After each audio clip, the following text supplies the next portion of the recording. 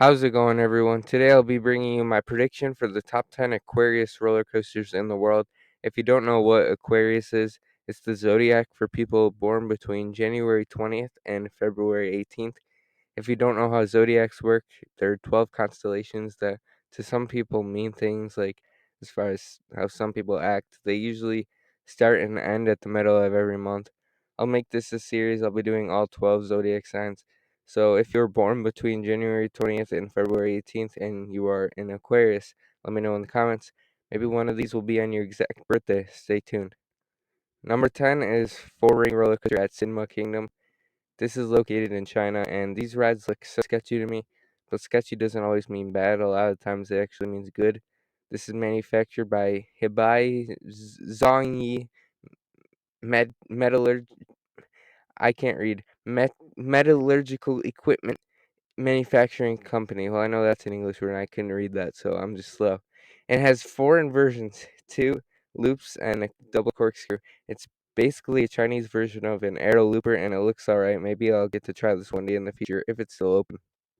Number 9 is Zimmerman, which is an aerodynamics loop and corkscrew. It operates at Glorious Fantasyland in the Philippines. It opened up in 2014, and since aerodynamics was extinct before 2014, yes, that means it was relocated. It first operated as Revolution at Liberty Land in Memphis, Tennessee. The park went defunct in 2005, and it was in storage from 2006 to 2011 at Del Grosso's amusement park in Pennsylvania. Then it went to Glorious Fantasyland, where it's still standing. Typically, you look at these Asian corkscrew style rides and look at them as rough, terrible rides. But considering it operated here and was built by an American company, Aero, it's probably a solid ride.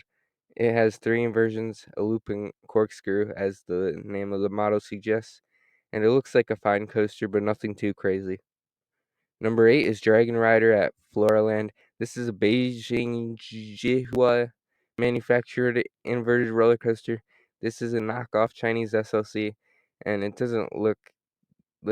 doesn't look too bad. Maybe it's I don't know. It doesn't look too bad. Maybe it's because I like SLCs, but Dragon Rider seriously doesn't. I don't know. It has four inversions, a loop, sidewinder, and a double inline twist, similar to a lot of Vekoma SLCs out there. There are many knockoff SLCs out there, but this model definitely doesn't look like the best one, but it's not the worst either. I can't put this right any higher on the list, so it's sitting here at number 8. Number 7 is Rage at Adventure Island. This is a Gerstlauer Eurofighter in England. It's about 34 miles east of London. It has three inversions, a loop, cutback, and heartline roll, and it reaches 4.5 Gs on the ride. I got underwhelmed from Tantrum because of riding it so much, so I'm not too high on these Eurofighters, but I'm sure it'll be a fun ride. It'll be a new experience, and I like the color scheme on it actually. But as far as the ride goes, it'll definitely be a fun coaster. Number 6 is Goliath at Six Flags Magic Mountain. Can we just give a quick moment of silence for Giovanola? All right.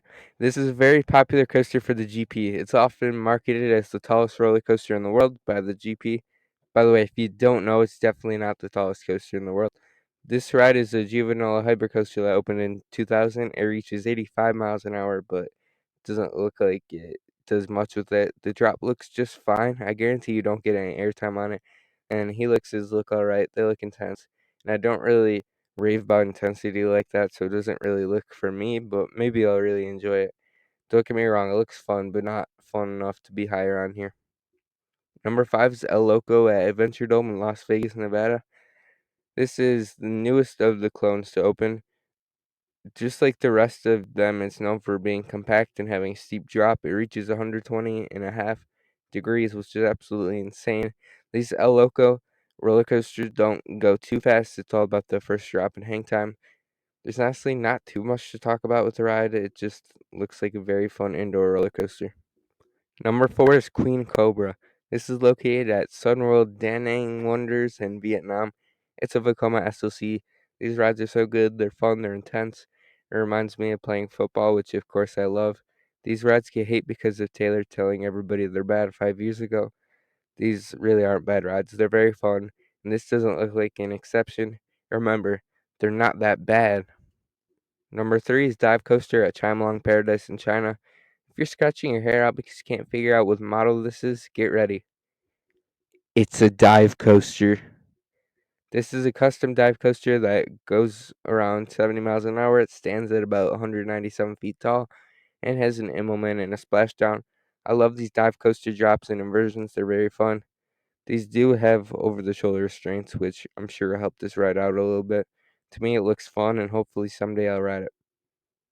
Number two is Flying Apsaris in Western Region at Happy Valley, Sichuan, in China. This is another dive coaster with over the shoulder restraints. This looks like a great dive coaster to me. It's only 164 feet tall, and it only has one inversion and an Immelman, but it looks very fun, definitely on my bucket list. It also has a splashdown effect and a tunnel. And can we please start putting this ride into consideration for best color scheme on a coaster in the world? It's fantastic. Number one is Incredicoaster at Disney California Adventure.